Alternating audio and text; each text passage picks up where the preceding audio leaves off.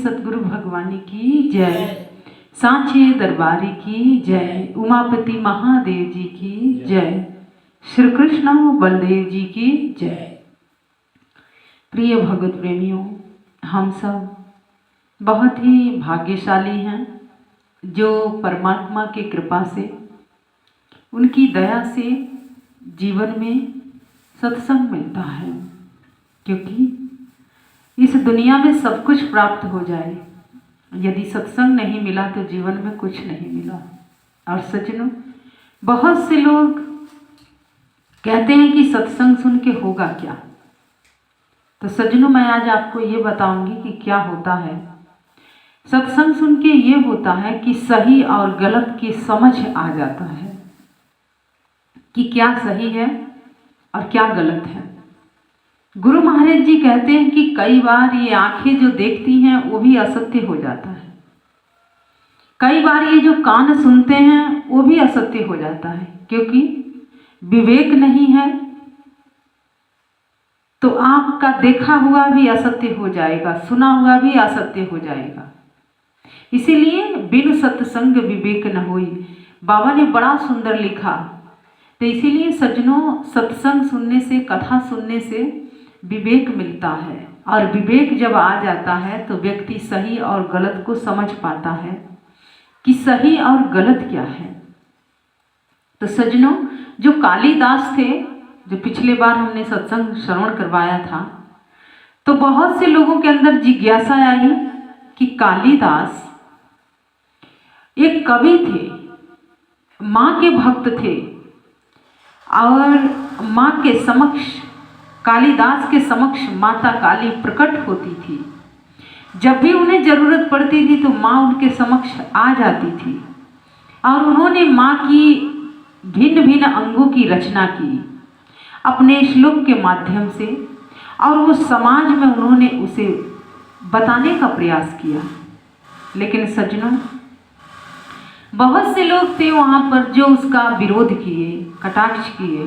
क्योंकि माँ को कुछ लोग नारी के रूप में स्वीकार करते हैं, और माँ को कुछ लोग आदि शक्ति भी कहते हैं। तो जो शक्ति होती है तो ना वो पुरुष है, ना स्त्रीलिंग है, ना पुल्लिंग है, वो शक्ति है। चाहे वो नारी के रूप में आई है, चाहे वो पुरुष के रूप में आई है। क्योंकि शक्ति शक्ति होती है, ना वो स्त्री होती है और ना वो पुरुष होती है। तो जो माता थी वो काली है, जिसे आदि शक्ति कहा जाता है। और कालिदास जी की जो भावना थी वो पवित्र भाव था, उनके विचार अति उत्तम थे। लेकिन जो समाज के लोग थे उसे वो स्वीकार नहीं कर पाए। इसीलिए कहा जाता है कि जाकी रही भावना जैसी, प्रभु मूरत देखे तिन तैसी। उन्होंने जैसे माँ के अंगों का रचना करना आरंभ किया, और जब उस समय के विद्वान लोग थे, जब उन लोगों को पता चला तो उन लोगों ने उनका विरोध किया। और सज्जनों, आप जानते हैं जो विद्वान लोग होते हैं, होता क्या है, ज्ञान क्या है और विद्वता क्या है। जैसे वेद पुराणों में, ग्रंथों में वेद हमारे बताते हैं, ग्रंथ बताते हैं कि जैसे एक घना जंगल है, आप उस जंगल में प्रवेश कर गए और आप चाहें कि रात्रि का समय है, आप उस जंगल से बाहर हो जाएं, तो अंधकार के कारण से आप बाहर नहीं निकल पाएंगे। तो जंगल बुरा नहीं है, वो अंधकार बुरा है। और यही कारण है कि अगर कोई घने वन में चला जाता है तो वो दिन के समय में लौट आया, फिर तो लौट आया, अगर रात्रि हो गई तो जंगल से लौट नहीं सकता है। तो सज्जनों, यही बात है ज्ञान और विद्वता में। क्या होता है कि लोग उसमें समात हो जाते हैं, सब चीज़ का अध्ययन तो कर लेते हैं, जान लेते हैं, लेकिन वही है कि अगर विवेक नहीं है तो जीवन में फिर उजाला आ ही नहीं सकता है। और वो हर शब्द को लोग मन और बुद्धि के द्वारा परख करते हैं, समझना चाहते हैं, और लोग अच्छा और बुरा उसी पर समाज को बताते हैं कि ये अच्छा है और ये गलत है, ये बुरा है। तो सज्जनों, इसीलिए कुछ भी आप देखते हैं या सुनते हैं, पहले तो अगर आप मनुष्य हैं तो आप अपना विवेक का इस्तेमाल जरूर करिए। और कालिदास की जो भावना थी वो बहुत उत्तम था, बहुत पवित्र भाव था। और माँ के अंगों का अगर उन्होंने विस्तार से श्लोक में रचना किया तो लोगों ने कहा कि ये गलत है। सज्जनों, कई बार ऐसा होता है कि व्यक्ति की भावना नहीं देखता है, सिर्फ वो शब्द देखता है। और सज्जनों, इसीलिए गुरु महाराज जी भी कई बार ये बात हम लोगों को समझाते थे कि ये जो समाज है वो आपका व्यवहार देखेगा, लेकिन भाव तो परमात्मा जानता है, भाव तो ईश्वर देखता है। ये मनुष्य की ये माया की आंख है तो माया ही तो देखता है, क्योंकि वो जिसमें लिप्त है वही उसको दृष्टिगोचर होता है। और उसी प्रकार की उसके बुद्धि, उसके विचार, उसके भाव भी होते हैं। तो सज्जनों, मनुष्य के तन पा जाने से, मनुष्य का जन्म ले लेने से कोई मनुष्य नहीं होता है। तो सज्जनों, कुछ लोगों ने प्रश्न किया कि कालिदास के ऐसी मृत्यु क्यों हुई, जब इतने अच्छे थे, इतने सहज थे, सरल थे, संतों के जैसे उनकी भावना थी, साधु जैसे उनके विचार थे, और जिनके समक्ष माता प्रकट हो रही है वो व्यक्ति कोई साधारण हो सकता है? नहीं। तो सज्जनों, बात यह है कि उन्होंने कुपात्र को भी उस सुपात्र समझे, क्योंकि मनुष्य के तन पा जाने से कोई मनुष्य नहीं बनता है। कुछ लक्षण होते हैं व्यक्तियों में, और उसके उठने बैठने से, उसके खाने पीने, उसके सोने से आप ये अंदाजा लगा लेंगे कि उसका लक्षण क्या है, और वो व्यक्ति समाज में क्या अच्छा करेगा कि बुरा करेगा। तो सज्जनों, कालिदास जो थे सरल थे, सहज थे, और उस वेश्या को उन्होंने ज्ञान दे दिया। कहते हैं एक छेद है जिस पात्र में, अगर आप उसमें कुछ डालेंगे, कोई पदार्थ डालेंगे, कोई रसायन डालेंगे, तो धीरे धीरे रस जाएगा, धीरे धीरे रस के निकल जाएगा। ऐसे कुछ लोग होते हैं। नाम सुन के, ख्यातियां सुन के तो बहुत लोग आते हैं और सोचते हैं कि हम भी इनके जैसे बन जाएं। वेश्या ने भी ज्ञान प्राप्त किया तो इसी भाव से कर रखी थी कि इनकी ख्यातियां इतनी बढ़ रही है तो मैं इनके साथ जुड़ जाऊंगी, इनके संग में आ जाऊंगी, इनसे जुड़ी रहूंगी तो मेरी भी ख्यातियां फैलेगी। तो सज्जनों, ये लालच होता है, और लालच से कभी किसी का भला नहीं हुआ है। जो कर रहा है उसका भी नहीं होता है, और जो करने के लिए सोच रहा है उसका भी नहीं होता है। तो सज्जनों, और यही कारण था कि उस वेश्या ने क्या किया, जहर दे दिया उनको। तो सज्जनों, ये घटना हम सबको यही समझाती है कि कभी भी कुपात्रों के पात्र में अगर आप अच्छी वस्तु डाल भी देंगे, अच्छी सामग्री आप दे भी देते हैं, वो उसकी कीमत को नहीं समझ सकता है, क्योंकि कुछ लोग उजट बुद्धि के होते हैं। कितना भी बढ़िया ज्ञान उनको दे दीजिए, कितनी भी बढ़िया उनको बात बता दीजिए, लेकिन वो अपनी उजटता पर कायम रहते हैं। तो सज्जनों, इसीलिए ऐसे लोग ना समाज का भला करते हैं और ना ही अपना भला करते हैं। तो सज्जनों, वो जो राजा था उसके अंदर ये जिज्ञासा उत्पन्न हुई और ये प्रश्न जन्म लिया कि मेरे गुरु तो कालिदास थे, लेकिन ऐसी घटना क्यों घटी। तो उसके दरबार में राज पुरोहित थे, और जानते हैं जो राज पुरोहित के पद पर होता है उसे पूरे ज्योतिष शास्त्रों का ज्ञान होता है, और इसीलिए पुरोहितों से पूछ के ही राजा कहीं निकलता है, कोई शुभ कार्य करता है या किसी को रखता भी है अपने दरबार में। ऐसे वो नहीं रख लेगा, क्योंकि जो पुरोहित होता है वो ग्रह गोचर के माध्यम से उस व्यक्ति का सारा विस्तार उसे बता देता है कि इस व्यक्ति का ये लक्षण है। आपके राज्य के लिए, आपके लिए व्यक्ति शुभ है कि अशुभ है। लेकिन जो अंधकार में लोग जीते हैं, जो मोह में जीते हैं, जो लालच में जीते हैं, वो लोग ये बात नहीं समझ पाते हैं। और सज्जनों, जब राजा ने उस पुरोहित से पूछा तो पुरोहित जी ने यही कहा कि महाराज, वो वेश्या थी, कुपात्र थी वो, और कुपात्र के पात्र में उन्होंने ये ज्ञान डाला और उसके मन में लालच आया कि मैं इनका जगह ले लूं, और यही कारण था कि उसने उनको मार दिया। तो सज्जनों, सीधे और सरल शब्दों में अगर मैं आपको समझाऊं तो कुल मिला के बात यह है कि जैसे आप बॉर्डर पर जानते हैं ना, वहाँ हमारे देश के जो सेना है, जो फौजी हैं, वो खड़े होते हैं सीना तान के। और आज के जो राजा हैं इस भारत के, तो राजा ने क्या किया, उन सैनिकों के हाथों में गन दे रखा है, और वैसा गन है कि एक बार यदि बटन दबा दिया जाए तो 500 1000 गोली एक साथ निकलता है। तो सज्जनों, और वही गन एक आतंकवादी के हाथ में भी है, किसी ने पकड़ा दिया है। अब दोनों के हाथ में इतने शक्तिशाली अस्त्र हैं आज के समय में, अगर विचार किया जाए तो जो बॉर्डर पर तैनात हैं तो वो तो अपनी सीमा की रक्षा कर रहे हैं, अपनी देश की रक्षा कर रहे हैं, और उनके गन से अगर गोली निकलेगी भी तो वो समाज के, इस देश के भले के लिए निकलेगा। लेकिन सज्जनों, जो एक आतंकवादी है, उसके जब हाथ में वो अस्त्र है, वो गन है, और जब वो उसके बटन को दबाएगा तो उससे ना जाने कितने लोगों की हानि होगी और ना जाने कितने लोग मृत्यु के घाट उतर जाएंगे। तो सज्जनों, ये एक एग्जाम्पल था आप सभी को समझाने के लिए। तो जो कालिदास थे उस योग्य वो थी नहीं, लेकिन उन्होंने अपनी शक्तियों को उसको दे दिया था, अर्थात अपना ज्ञान उसे दे दिया था। इसीलिए कहते हैं कुपात्रों को कभी वो सुपात्र नहीं बन सकते हैं, क्योंकि उनके अंदर तो कुबुद्धि रहती है, और जो कुबुद्धि होती है वो अशुद्ध होती है, मलिन होती है। वो कभी अच्छा अपने लिए जब अच्छा नहीं सोच सकता तो दूसरे के लिए क्या अच्छा सोचेगा। तो सज्जनों, इसीलिए जो कालिदास थे उनके साथ ऐसी घटना घटी।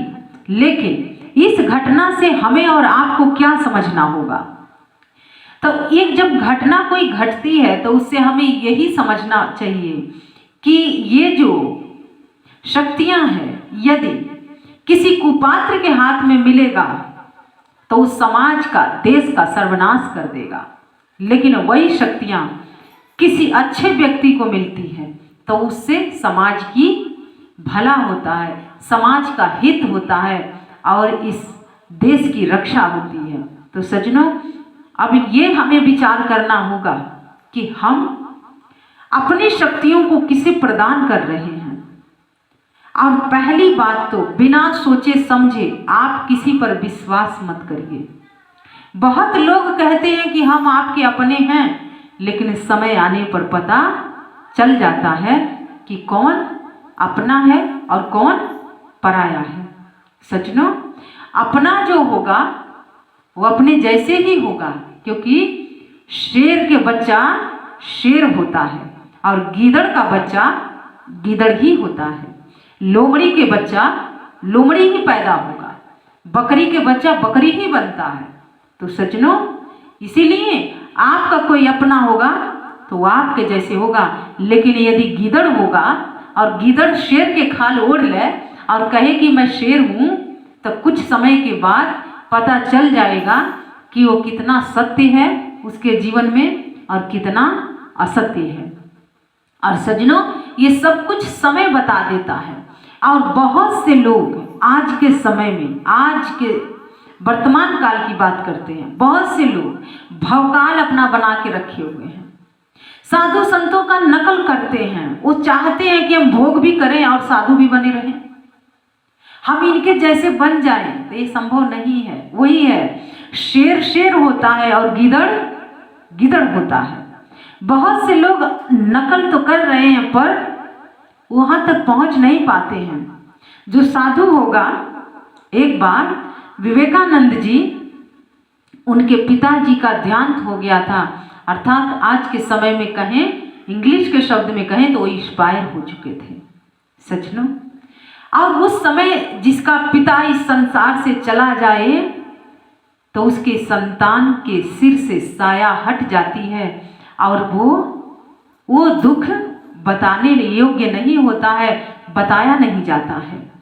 और उस समय जो नरेंद्र थे, विवेकानंद थे, वो बहुत विचलित हो गए थे अपने पिता के ना रहने के कारण से। और सज्जनों, उनके मित्रों ने उनके उसी विचलित की फायदा उठाना चाहा।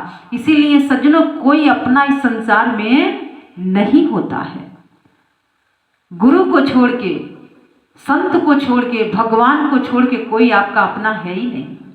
सब अपना अपना रंग दिखाते हैं, समय आने पर सब अपना अपना रंग बता देते हैं कि हम इस रंग के हैं। और सज्जनों, नरेंद्र के साथ भी यही हुआ। उनके मित्रों ने उन्हें बुलाया और कहा कि तुम बहुत दिन से खाए पिए नहीं हो और आज हम लोग तुम्हारे खाने पीने के लिए व्यवस्था बनाए हैं और आप हमारे घर रुकिए यहाँ पर और आराम करिए, विश्राम करिए। नरेंद्र पिता की मौत से मन अशांत था, क्योंकि जिस पिता ने जन्म दिया, पढ़ाया लिखाया, समाज में खड़ा किया, चलना सिखाया, और सज्जनों वो पिता अगर चला जाए तो जो अच्छी संतान होती है, जो अच्छा पुत्र होगा, पुत्र और कुपुत्र में भी अंतर होता है। कुपुत्र जो होगा उसे कोई दुख नहीं होगा, वो बहुत प्रसन्न होगा, माता पिता मर जाते हैं तो। लेकिन जो पुत्र होता है वो शोक में डूब जाता है अगर पिता ना रहे तो सज्जनों, वो पुत्र थे, कुपुत्र नहीं थे। क्योंकि मैंने अपने आंखों से देखा है पुत्रों को भी और कुपुत्रों को भी। मैंने ऐसी कई घटना देखा कि जिसके बाप मरे और वो लड़ाई झगड़ा करने के लिए तैयार रहते हैं, काट पीट करने के लिए तैयार रहते हैं, हड़पने के लिए तैयार होते हैं, क्योंकि वो उस मौका का इंतजार करते हैं। और जैसे पिता संसार से जाता है वो उसी मौका का लाभ उठाते हैं। लेकिन जो पुत्र होगा वो शोक में डूब जाएगा, वो कुछ बोलेगा नहीं, कुछ कहेगा नहीं। तो सज्जनों, यही पुत्र और कुपुत्र की पहचान होती है। और नरेंद्र पुत्र थे, कुपुत्र नहीं थे। पिता के जाने के बाद उनका मन बड़ा विचलित हो गया था और वो सब लेके गए उसी कमरे में, खिलाए पिलाए उनको और कहे कि यही इसी कमरे में विश्राम कर लो। अब वो क्या जानते थे कि ये मित्र हैं और ये छल कर रहे हैं। और सज्जनों, जब उन्होंने विश्राम करने जा रहे थे तो उसमें उन्होंने एक महिला को भेज दिया उसी कमरे में। और जब वो महिला गई तो नरेंद्र के जो वस्त्र था वो उतारने लग गई। लेकिन नरेंद्र की ऐसी दृष्टि थी कि उस महिला में भी काली माता दिख रही थी। तो सज्जनों, दोष अपनी दृष्टि में है, किसी और में नहीं है। आप किसी के साथ रह भी लें, सो भी जाएं, बैठ भी जाएं, आपकी दृष्टि मलिन नहीं होनी चाहिए। और सज्जनों, नरेंद्र जब उस कमरे से सुबह बाहर निकले, क्योंकि उन्हें तो वो काली माँ दिख रही थी, साक्षात आदि शक्ति दिख रही थी, और वो बार बार उसके चरणों में प्रणाम कर रहे थे कि आप तो मेरी माँ हैं। ये है संसार का रिश्ता कि जो समय आने पर सच सामने आ जाता है। और सज्जनों, फिर उनके ठाकुर जो उनके गुरु थे उन तक ये संदेशा पहुंचा। और उनकी जो माँ थी, जब वो घर गए तो माँ ने खींच के झापड़ मारा और कहा कि बाप नहीं है तो ये कर रहा है तू। सज्जनों, इसीलिए कहा जाता है जो गुरु जानता है वो माँ नहीं जान सकती, क्योंकि माँ जन्म के साथी है लेकिन गुरु कर्म का साथी होता है। माँ की आंखें वहां तक नहीं देख सकती है, लेकिन गुरु की आंखें माँ के दृष्टि से भी बहुत आगे तक देखती है। और जब नरेंद्र कहे कि माँ तुम भी विश्वास नहीं कर रही हो, तो माँ ने कहा कि क्या विश्वास करें। तो सज्जनों, समय और परिस्थिति सब बता देता है कि अपना कौन है। लेकिन जो गुरु होता है, जब नरेंद्र वहां गए तो उनके जो ठाकुर थे स्वामी रामकृष्ण परमहंस जी नरेंद्र के हाथ पकड़े और लेके अपनी कुटिया में गए। और उस समय नरेंद्र 3 दिन से भूखे थे, कुछ खाए नहीं थे। और नरेंद्र को वो अपने हाथों से पहले खिलाए। और जब वो खिला रहे थे तो नरेंद्र के आंखों से बरसात हो रही थी, बहुत रो रहे थे। और पूछे कि गुरुदेव, जो ये अफवाह उड़ा है उसके बारे में आप क्या विचार करते हैं। तो स्वामी रामकृष्ण परमहंस जी ने कहा कि मैं जानता हूं कि तेरे मित्रों ने छल किया है तेरे साथ, और तुझे तो मां काली दिख रही थी, और इसीलिए गुरु गुरु होता है, मां मां होती है। सज्जनों, इसीलिए इस संसार का कोई भी रिश्ता साथ नहीं देता है। समय आता है, सच सच होता है, झूठ झूठ होता है। झूठा रिश्ता किसी से भी बना लीजिए, लेकिन वो व्यक्ति जब तक आप उसके स्वार्थों की पूर्ति करते रहेंगे तो वो रिश्ता कायम रहेगा, और जिस दिन उसका स्वार्थ पूर्ण नहीं हुआ उसी दिन से रिश्ते में विच्छेद हो जाता है, वो रिश्ता टूटने लग जाता है। तो सज्जनों, गुरु का रिश्ता जन्म जन्मांतर तक होता है, और गुरु हर जन्म में वो रिश्ता निभाता है।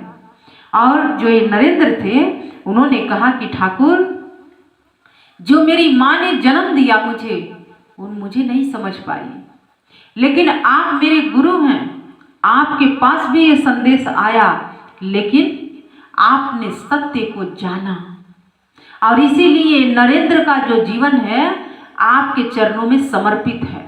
आज से, अभी से, इसी क्षण से ये नरेंद्र आपका हुआ। और सज्जनों, यही कारण था कि नरेंद्र से स्वामी विवेकानंद के रास्ता आरंभ हुआ, और आज उसी नरेंद्र जो आगे चल के विवेकानंद बने, तो आज उनके नाम पर बड़े बड़े कॉलेज खुले हैं, बड़े बड़े लोग बहुत बहुत उनके नाम पर बहुत बहुत कुछ खोल के आज बैठे हैं। लेकिन जिस दिन वो नरेंद्र धर्म को लेके चल रहे थे, तो ये समाज बहुत प्रश्न खड़ा करता था। जब अपनी माँ ही प्रश्न खड़ा कर दी उनके लिए, तो समाज क्या है सज्जनों। इसीलिए जो साधु संत होते हैं उनका जीवन साधारण नहीं होता है, और समाज ये जो है वो अपने दृष्टि से देखता है, अपने मन के आधार से चाहता है कि हमारे अनुसार ये चले। तो ऐसा संभव नहीं होता है सज्जनों। अगर ऐसा संभव नहीं हुआ तो लोग विद्रोह करते हैं, विरोध करना आरंभ करते हैं, विद्रोह में खड़े हो जाते हैं। तो सज्जनों, समझ लीजिएगा कि आप कुछ कर रहे हैं, आप बहुत आगे निकल चुके हैं, आप बहुत कुछ कर लिए हैं। विरोध उसी का होता है जो कुछ अच्छा कर रहा है। तो सज्जनों, इस समाज में बुरे लोगों से किसी की समस्या नहीं है। समस्या अगर है तो वो अच्छों से है, क्योंकि बुरा चाहता कि हमारे जैसे बन जाए, और जो अच्छा होगा वो कभी बुरा बन ही नहीं सकता है। तो सज्जनों, आज के समय में लोग अपने रंग में रंगना चाह रहे हैं, लेकिन साधु का एक ही रंग होता है, और वो है सनातनी, पुरातनी। और जिसके ऊपर ये रंग चढ़ गया तो किसी और रंग में तो रंग ही नहीं सकता है। तो सज्जनों, इसीलिए शेर जो है शेर होता है, और गीदड़ जो है गीदड़ ही होता है। गीदड़ चाहे शेर के खाल ओढ़ के पहन ले, लेकिन एक दिन हवा चलेगी तो वो खाल हट जाएगा, और गीदड़ के गिदड़ता सामने आ जाएगा संसार में, समाज में उसका रंग सामने आ जाएगा कि ये गिदड़ है। गिदड़ का मतलब ये शियार है। लेकिन जो शेर होता है वो शेर बन के ही पैदा होता है, और जो दहाड़ता है तो सारे पशु पक्षी भाग खड़े होते हैं। इसीलिए सज्जनों, उसे जंगल के राजा कहा जाता है, वो जंगल का शेर है, इसलिए वो राजा है। तो सज्जनों, गीदड़ नहीं बनना है, शेर के बच्चा शेर बनता है। आप परमात्मा की संतान हैं, इन छल कपट और बुराइयों में अपने जीवन का यापन मत करिए। आप परमात्मा के अंश हैं, परमात्मा की तरह बन जाइए, क्योंकि जिसकी संतान जो होता है उसी के जैसे रहता है। तो सज्जनों, इसीलिए हम सब परमात्मा की संतान हैं, और कालिदास ने बता दिया कि मैं माँ के अंश हूँ, और माँ की रचना किए थे। जो जिसकी संतान होगा उसी के बारे में बताएगा। और माता माता होती है, वो आदि पराशक्ति है, शक्ति है। तो ना तो वो स्त्री है और ना ही वो पुरुष है।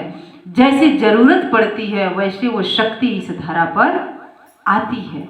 तो सज्जनों, इसीलिए हमें न स्त्री में जुड़ना है न पुरुष में जुड़ना है, हमें किससे जुड़ना है? उस शक्ति से जुड़ना है। बहुत से लोग कहते हैं कि नहीं ये तो स्त्री है, ये पुरुष है। तो सज्जनों, ये समाज की दृष्टि है, पर परमात्मा की दृष्टि में कोई भेद नहीं है। ना कोई नारी है और ना कोई पुरुष है। सारा नियम कानून इस संसार में बनाया गया है कि ये स्त्री है और ये पुरुष है। लोग कहते हैं कि नारी को सुरक्षा की आवश्यकता है। सज्जनों, नारी कमजोर नहीं होती है, क्योंकि नारी अपना रक्षा स्वयं कर लेती है, क्योंकि नारी स्वयं प्रकृति होती है, वो शक्ति है और प्रकृति से कोई भेद नहीं छुप सकता है। सज्जनों, वो देख के समझ जाती है कि कौन असुर है और कौन देवता है। देखने मात्र से वो बता देगी जो नारी होती है। तो सज्जनों, इसीलिए अपनी शक्तियों की पहचान करिए। और कालिदास इसीलिए उनके जीवन पर खतरा आया, पर वह सत्य का साथ नहीं दिए, सत्य का साथ दिए और सत्य का चोला ओढ़ के बैठे थे। इसीलिए सज्जनों, आप भी अच्छा कार्य करिए समाज में और अच्छे लोगों से संपर्क रखिए, अच्छे लोगों से जुड़िए, क्योंकि धन क्या है? आज है कल नहीं रहेगा, क्योंकि ये तो चलायमान है। आज आपके पास है, कल किसी और के पास जाएगा। भगवान श्री कृष्ण अर्जुन से कहते हैं कि हे पार्थ, आज तुम्हारा है, कल किसी और का होगा, परसों किसी और का हो जाएगा, क्योंकि यही काल की गति है। और सज्जनों, संत साधु जानते हैं कि कोई भी चीज कायम नहीं रहता है, सब कुछ चलायमान है। आज आपके पास है, कल किसी और के पास जाएगा, उसके भी पास से किसी और के पास चला जाएगा, क्योंकि कोई भी तो अस्थाई नहीं है। आप मरोगे तो आपके जमीन जायदाद तो कोई तो लेगा, फिर वो मरेगा तो उसको भी कोई लेने वाला पैदा हो जाएगा, फिर वो मरेगा तो उसका भी कोई लेने वाला आ जाएगा। तो सज्जनों, आप अस्थाई तो नहीं है ना। लेकिन लोगों के अंदर इतना अहंकार है, इतना अहंकार है कि ये मेरा है, ये मेरा है सज्जनों। और यही अहंकार एक दिन सर्वनाश कर देता है। इसीलिए महापुरुषों ने समझाया, विनाश काले विपरीत बुद्धि। जब गीदड़ की मौत आती है तो कहाँ भागता है? शहर की तरफ भागता है, क्योंकि अब उसको मरना है तो वो शहर में भागता है। और शहर में आप जानते हैं अंधकार नहीं होता है, वहाँ बहुत लाइटें होती हैं, लोग हमेशा चलते रहते हैं। आप देखेंगे कि पूरी रात रोड चलती है, तो क्या गीदड़ वहाँ सुरक्षित है? क्योंकि उसकी मौत तो आ चुकी है, इसीलिए वो शहर की तरफ भागा है। लेकिन शेर कभी भागता नहीं है, दहाड़ता है, और दहाड़ के पंजा जमा के खड़ा होता है कि मैं शेर हूँ, मैं गीदड़ नहीं हूँ। यही जो असल में साधु होगा वो खड़ा हो जाएगा, भागेगा नहीं। साधु की भी पहचान होती है, क्योंकि वो साधु है, उसके अंदर डर नहीं है, भय नहीं है। तो सज्जनों, डर किसके अंदर है? गीदड़ के अंदर डर है, भय है, क्योंकि कहीं भी वो अपने आप को असुरक्षित महसूस करता है कि कहीं मेरे ऊपर कोई जानवर हमला तो नहीं कर रहा है, क्योंकि उसके अंदर बल तो है ही नहीं। इसीलिए उसका नाम शियार है, गीदड़ है।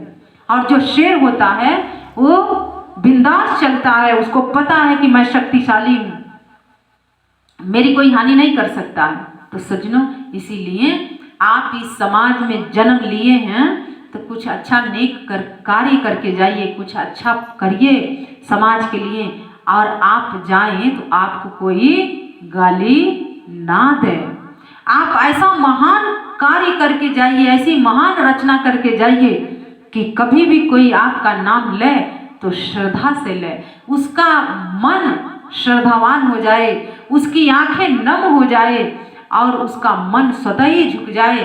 आप ऐसा कार्य करके जब इस संसार से जाएंगे तो आपका जीवन भी धन्य हो जाएगा और आप भगवान में स्वतः ही समा जाएंगे। तो सज्जनों, इन्हीं विचारों को लेके मैं आपके समक्ष उपस्थित हुई थी। बहुत से लोगों ने कहा था कि कालिदास के साथ ऐसा क्यों हुआ, तो इसीलिए हुआ क्योंकि जब कुपात्र मिलते हैं और कुपात्रों को आप कुछ देंगे तो कुपात्र इस समाज में अशांति का माहौल बना के रखते हैं और वो अपना वर्चस्व चाहते हैं, अपना शक्ति, अपने वर्चस्व को कायम करना चाहते हैं। पर यही अज्ञानता है, क्योंकि एक ना एक दिन तो नष्ट तो होना ही है, खत्म तो होना ही है। और कालिदास को ये सत्य पता था और यही कारण था, क्योंकि जाना तो सबको है छोड़ के सब कुछ। तो इसीलिए सज्जनों, परमात्मा सत्य है और उस सत्य से जुड़े रहिए, सत्य को देखते रहिए और सत्य को समझते रहिए। यही जीवन का आधार है। और आइए, मैं अपने विचारों को यहीं पर विराम देती हूँ और आपसे आग्रह करती हूँ कि हम सभी ईश्वर के चरणों में जय घोष अर्पित करते हैं। बोलिए वृंदावन बिहारी लाल की जय, उमापति महादेव जी की जय, पूज्य गुरुदेव सब श्री आशुतोष भगवान की जय, सांचे दरबार की जय। जय श्री राम, जय श्री राम। धन्यवाद।